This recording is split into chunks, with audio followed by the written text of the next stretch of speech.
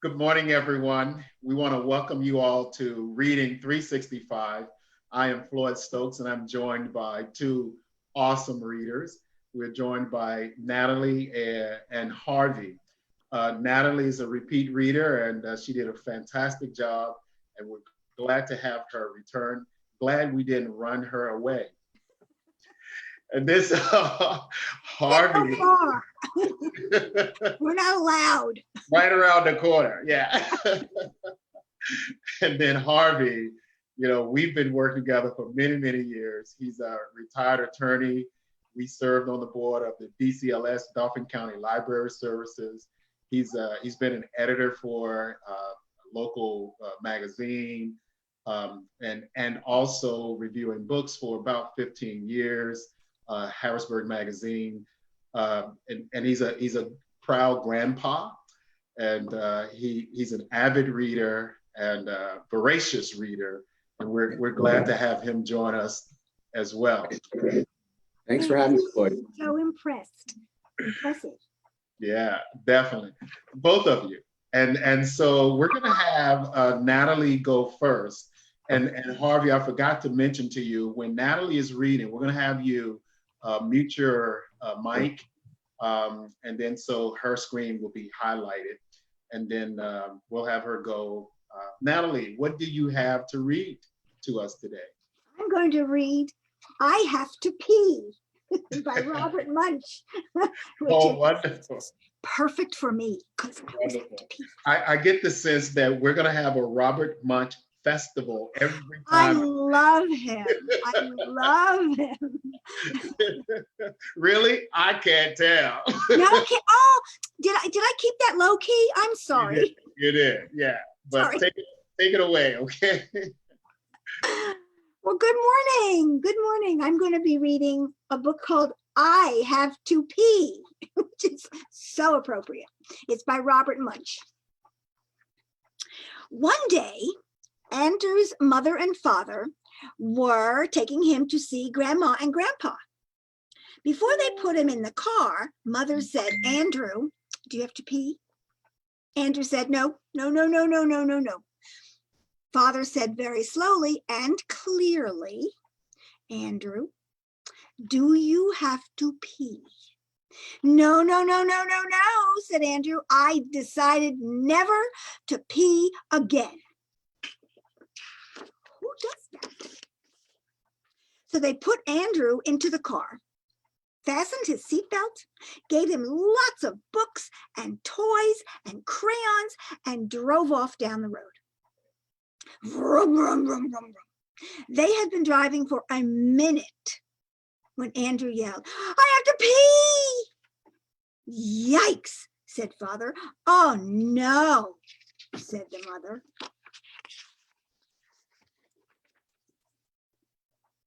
Father said, now, Andrew, wait 5 minutes. In 5 minutes, we'll come to a gas station and you can go pee. Andrew said, but I have to go pee right now. So Mother stopped the car, screech, and Andrew jumped out of the car and peed behind a bush. When they got to Grandma and Grandpa's house, Andrew wanted to go out and play. It was snowing and he needed a snowsuit. Before they put on the snowsuit, the mother and the father and the grandma and the grandpa all said, Andrew, do you have to pee? And Andrew said, no. So they put on Andrew's snowsuit. It had 5 zippers, 17 snaps, 10 buckles. It took him half an hour to get the snowsuit on. Andrew walked out into the backyard, threw one snowball and yelled, I have to go pee. Mother and father and grandma and grandpa and all ran outside, and they got Andrew out of the snowsuit and they carried him to the bathroom. Because, Andrew came back down after they had a nice long dinner. Yes.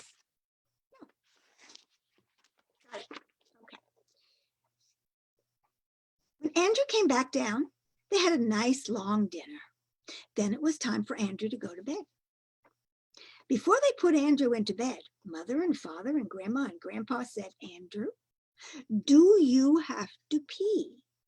Andrew said, no, no, no, no, no, no, no. So his mother gave him a kiss. His father gave him a kiss. Grandma gave him a kiss. Grandpa gave him a kiss. Just wait, said Mother. He's going to yell and say he has to pee. Oh, said the father, he does it every night. It's driving us crazy. Grandma said, I never had a problem with my children. They waited 5 minutes, 10 minutes, 15 minutes, 20 minutes.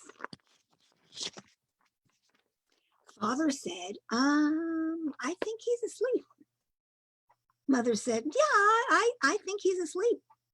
Grandma said, he is definitely asleep and he didn't yell and say he had to pee. Then Andrew said, I wet my bed. Mother and Father and Grandma and Grandpa all changed Andrew's bed, Andrew's pajamas. Mother gave him a kiss. Father gave him a kiss. Grandma gave him a kiss. Grandpa gave him a kiss. And the grown-ups all went back downstairs. They waited 5 minutes, 10 minutes, 15 minutes, 20 minutes. And from upstairs, Andrew yelled, Grandpa, do you have to pee? And Grandpa said, why, yes, I think I do. Andrew said, well, so do I. So they both went to the bathroom and they peed in the toilet. And Andrew did not wet his bed again that night, not even once. The end.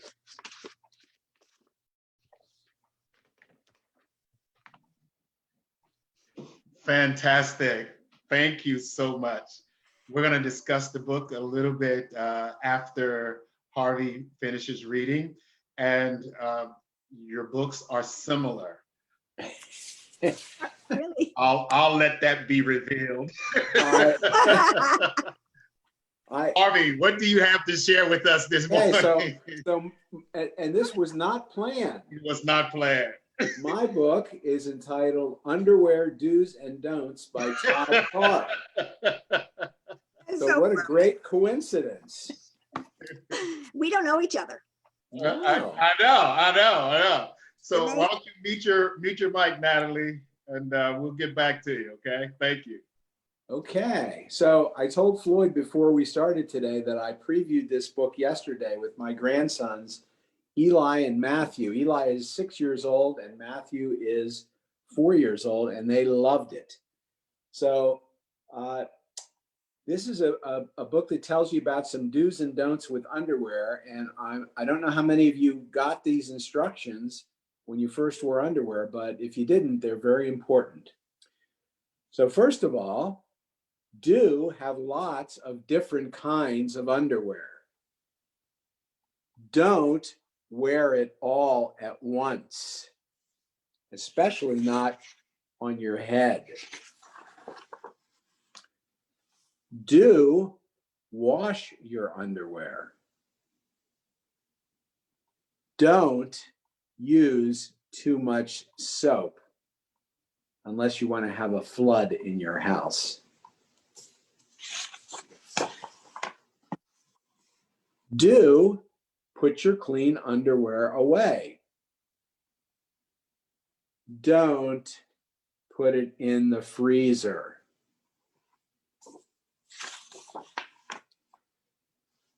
Do wear underwear to the beach,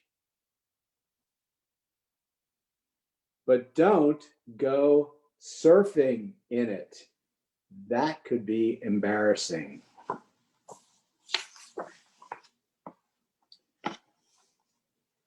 If you know any hippos, do go shopping for underwear with a hippo.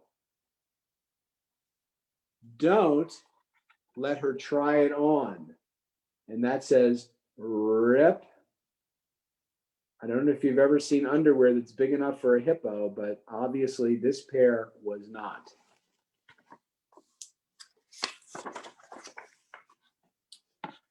Do wear new underwear on the first day of school. Don't bring it to show and tell.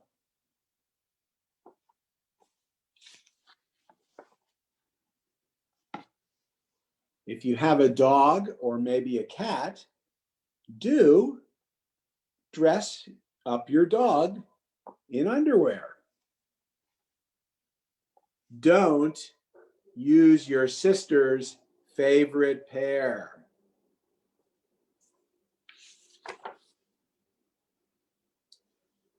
Do wear fancy underwear under your dress.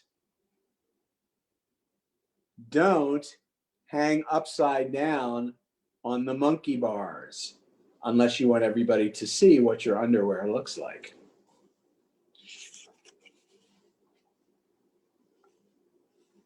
Do give cool underwear as a present. Maybe some of you are going to get underwear as a present for Christmas or Hanukkah. Don't buy the wrong size.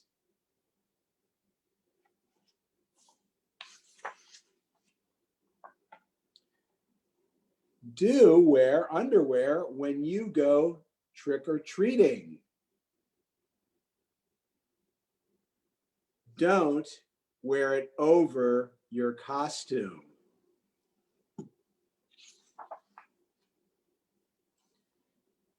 Do go swimming in your underwear.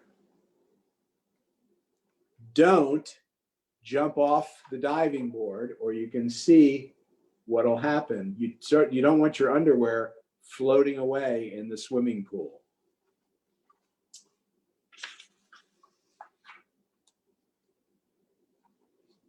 Do wear polka dot underwear to a party. Don't wear a plain pair.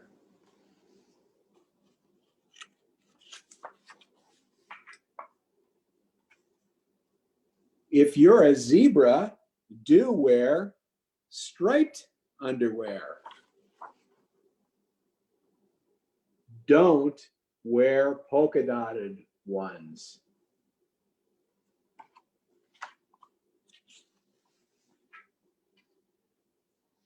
Do bring extra underwear when you go fishing,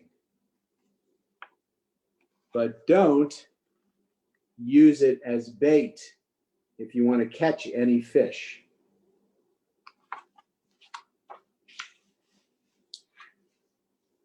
And no matter what underwear you wear, always feel good about yourself. And I hope you found those instructions about underwear do's and don'ts in this book by Todd Parr to be helpful. Fantastic. You know, I'm just tickled pink. Natalie, why don't you join us and let's talk about these two books that were shared this morning. You have to do it. You have to. Okay, there we go. There we go. I was unable to do my video because you were controlling it. So it wasn't planned. And so Natalie, I can't tell you how many times I've gone on a trip or we're in the car and before we leave, do you have to use the bathroom, right? And once we get locked in and drive about, 100 feet down the road, right, I have to go, right? I have 4 children. Happens all the time. But Floyd, isn't the classic with the snowsuit? Oh, with the snowsuit. Right. Insane. The onesie. Right. You spend 15 minutes putting the snowsuit on and then you're ready to go outside and you say, I have to go. Yes. Right. Not like I didn't ask you before we did all of this. And Harvey, thank you for sharing do's and don'ts. I see how my life now can be improved by implementing some of those tips. So Yeah. I can't wear my underwear on my head? Oh, No.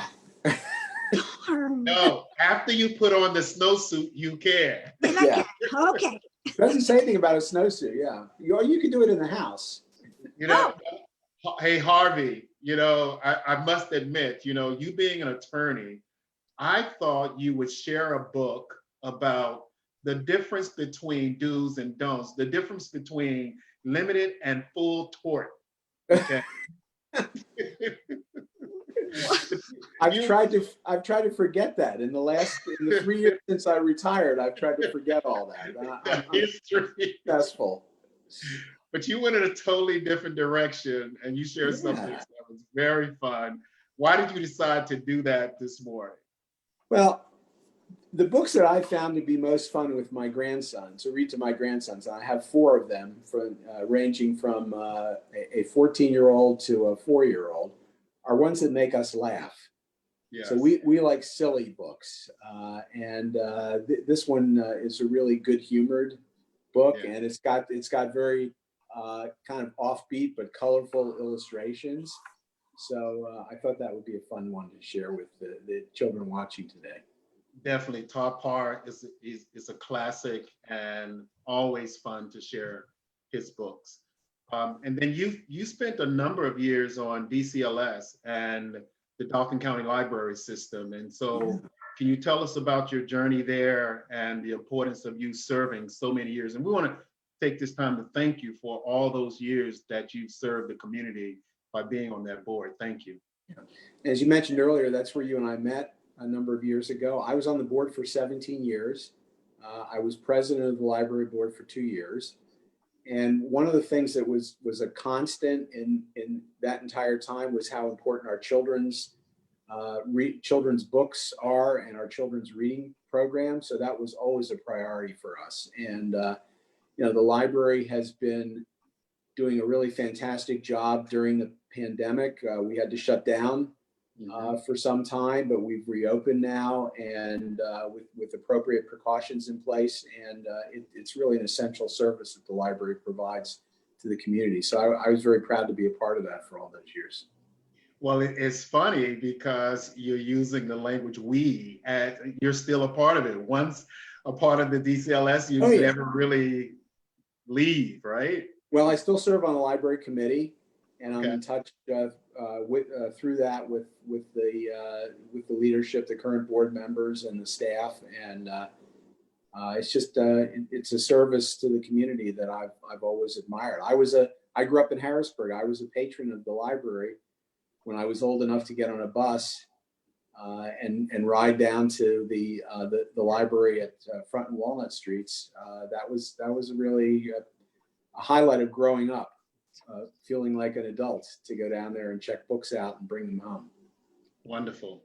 And Natalie, when we logged on, you were knitting or crocheting, and keep it in your hand. Go ahead, continue. Which one are you doing, and what are you making today? I do. I knit, I crochet, I weave, I sew, I make bears. So these are fingerless gloves. Wonderful. So they match. I don't know where it is right now, but they match they match the underwear that you put on your head. I was gonna say they're very, they're colorful. I am not going to deal with you guys.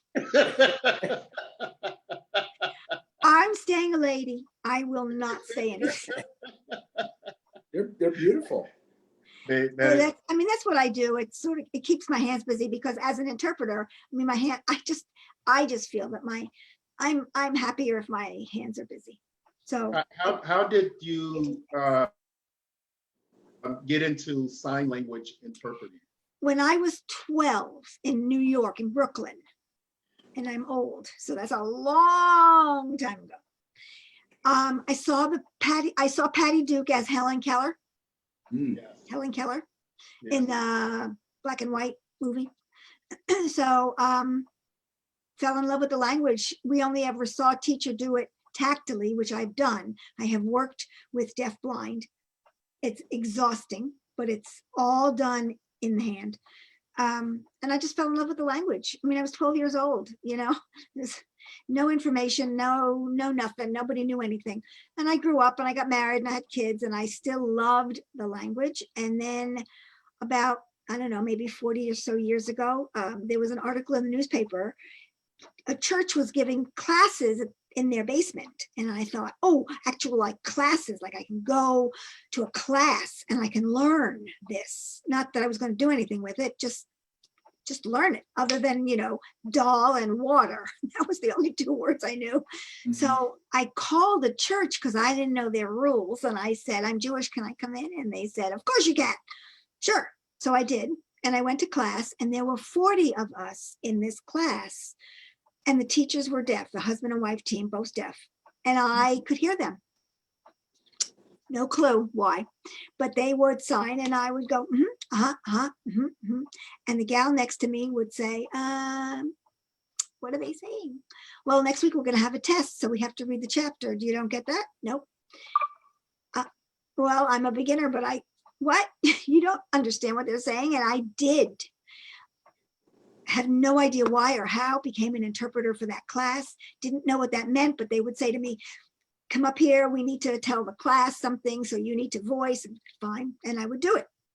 And then I went to the intermediate class, and then I went into the advanced. Now, remember, church basement, 10 weeks, hobby, I don't know, but it gave me a night out away from my 4 children and former husband for an hour and a half. Yay, I was nobody's mother. We would all go out, some of us, we became friends. We would go out to Denny's in Union Deposit when it was there. And I didn't have to pour anybody's milk. Loved it. Didn't have to take anybody to the bathroom. That was fabulous. And, we were all adults. But when I would pour the water in the glasses, one of the guys said, could I have more? I promise I won't spill. I only filled it up halfway. Natalie, sometimes so used to that. Sometimes the husband is called the 5th child. I had several of them. I had one of those. I had absolutely one of those. And it was wonderful. I had a name. I mean, I literally had, people would call me by my name. You have no idea. I wasn't, oh, somebody's mother, your mother. No, I had an actual name. And then I got a call from a police station, a local police station. We need an interpreter. I don't know what that is. Could you spell it? So he spelled it and he said, I need you now. And I said, you're going to have to wait. How'd you get my name? Because, oh, what? And so he told me and I called and I said, first of all, what's an interpreter? Oh, you listen, you hear English, you ASL. No, sorry, I can't do that.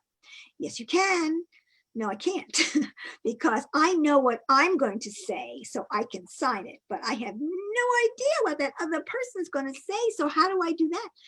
Well, she said, I call the 3 deaf people who were wandering. Yeah. They scared the hell out of us because we didn't want to talk to them because if we spoke to them, they would talk to us. We have no idea what they're saying. Not going to work. We definitely have to get you on again to share some more of your experience. There because it's been about 40 years since I've been interpreting. Well, thank you. I love it. I love the language. And Harvey, you are you review books. Mm-hmm. Wow. Can I do that? I get free books. I want to do that. So So what's the I guess your favorite book that you've reviewed lately? Well, I'm in the process of revealing my list of my 10 favorite books of the year. Yes. Which I do every year at this time. I do one a day on Facebook for, actually there are 12 of them. But so I haven't gotten to number 1. But for people who are watching today, they'll get a secret if they promise not to tell anyone. But my favorite book this year was a novel. It was called The Index of Self-Destructive Acts. And the author's name is Christopher Beha, B-E-H-A.